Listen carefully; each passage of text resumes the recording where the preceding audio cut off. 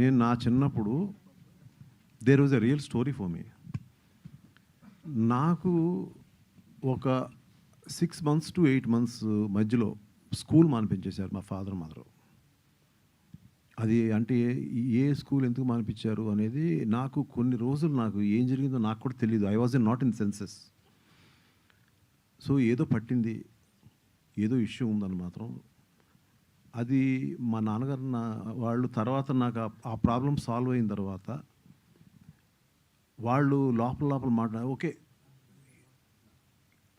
So ఏదో ఒక గాలి అయితే తగిలింది అనేది నాకు. సో నాకు జరిగిన ఎక్స్పీరియన్స్ ఉందని చెప్తున్నాను. This is not for publicity what I'm saying. If you can ask my, నేను కావాలంటే మా ఫాదర్ లైన్ కలుపుతాను ఇప్పుడు. అందరికీ ఉంటాయి కాదండి. So that 6 to 8 months somewhere I really don't know what happened. నేనేం ప్రవర్తిస్తాను నాకు తెలీదు.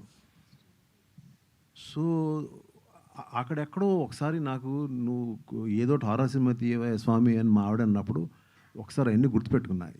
ఏదో ఉంది, దేవుడు ఉంది, అది ఉంది, ఏదో ఉంది, అది ఏంటో చూద్దాం అని దానికి అప్పటి ఇన్సిడెంట్ నేను స్ట్రాంగ్గా పెట్టుకున్న మైండ్లో. Yes, there will be some forces, opposite forces కూడా ఉంటాయి అనేది మీరు ఐ థింక్ అగదా, ఆరిజిన్ ఆఫ్ అగదా చూసినప్పుడు మీకు అర్థమై ఉంటుంది. So I travelled so many places, so many states. ఆ స్టేట్స్ గురించి చెప్తే నన్ను గవ్వుకుంటాడు, బ్యాన్ చేయొచ్చు నన్ను, అందువల్ల నేను ఎక్కువ చెప్పను.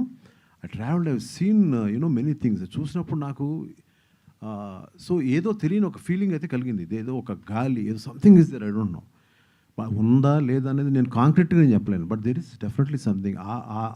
ఆ ఇన్స్పిరేషన్ తోటి ఈ ఫిలింని I started writing this film.